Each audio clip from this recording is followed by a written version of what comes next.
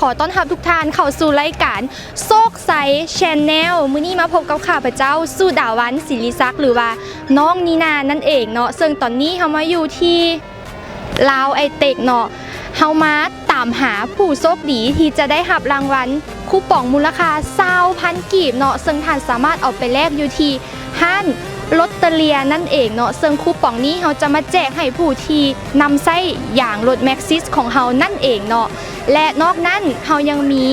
โปรโมชั่นพิเศษส่งท้ายปีก็คือถ้าท่านใดเปลี่ยนอย่างรถแม็กซิส2 เส้นเนาะท่านจะได้รับคูปองเพื่อไปลุ้นโชคมูลค่า100 ล้านกีบนั่นเองเนาะซึ่งของรางวัลของเขาจะมีทองคำและเครื่องใช้ไฟฟ้าซึ่งทางเขาจะจกสลากทุกๆเดือนเนาะและตอนนี้เขามาซอกหาผู้โชคดีของเขาว่าจะเป็นไผไปติดตามกับน้องนีนาได้เลยไป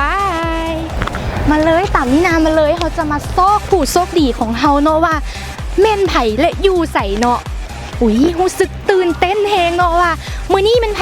จะเป็นผู้โชคดีของเขาเนาะตื่นเต้น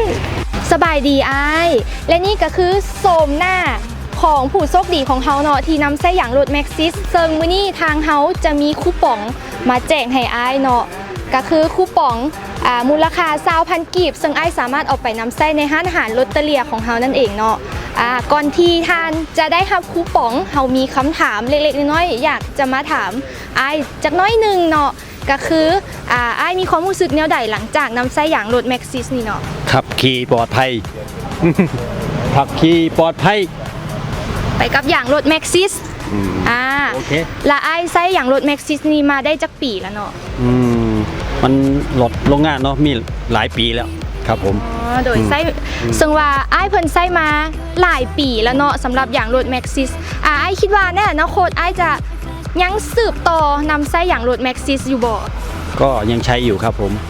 จะยังนำไส้อยู่เป็นบ่เนาะโดยและนี่ก็คือความรู้สึกของผู้ที่นำไส้อย่างรถแม็กซิสของเฮานั่นเองเนาะสำหรับไผที่อยากเป็นผู้โชคดีคือกับไอ้สุดหล่อผู้นี้เนาะเพียงแต่ทานนำไส้อย่างรถแม็กซิสของเฮาเพียงเท่านี้ทานจะได้รับคูปองไปเลย2 ใบ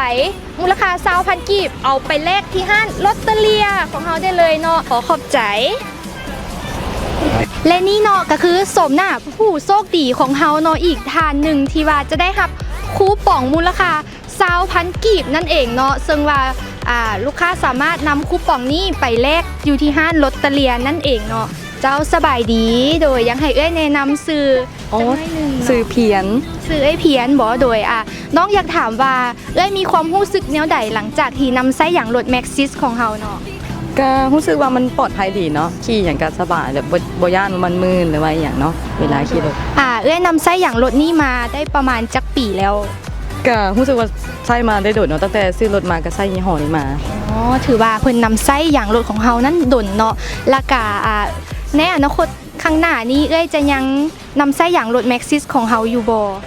ก็คิดว่าน่าจะไส้ต่อไปเนาะเพราะว่าก็คิดอยู่ว่าจะสิเปลี่ยนเพราะว่านี่ก็โดดแล้วแต่ว่าก็ยังไส้ดีอยู่เนาะแต่ว่าก็คิดอยู่ว่าคันเฮากำหนดแล้วก็สิเปลี่ยนนะโดยเพราะว่าตอนนี้เฮามีโปรโมชั่นพิเศษเนาะถ้าว่าเอ้ยเปลี่ยนอย่างรถแม็กซิส2 เส้นทางเขาจะมีคูปองเพื่อให้เอ้ยไปนำโชครุ่นหับรางวัลจะมีเครื่องใช้ไฟฟ้าและทองคำเนาะโดยและนี่ก็คือสมหน้าผู้โชคดีที่ได้หับรางวัลคูปองนั่นเองเนาะและนี่ก็คือบทสัมภาษณ์ของผู้โชคดีของเฮานั่นเองเนาะและตอนต่อไปผู้โชคดีของเฮาจะเป็นไผนั้นไปติดตามกับน้องนีนาได้เลยขอบใจโดยSo put them on the ground.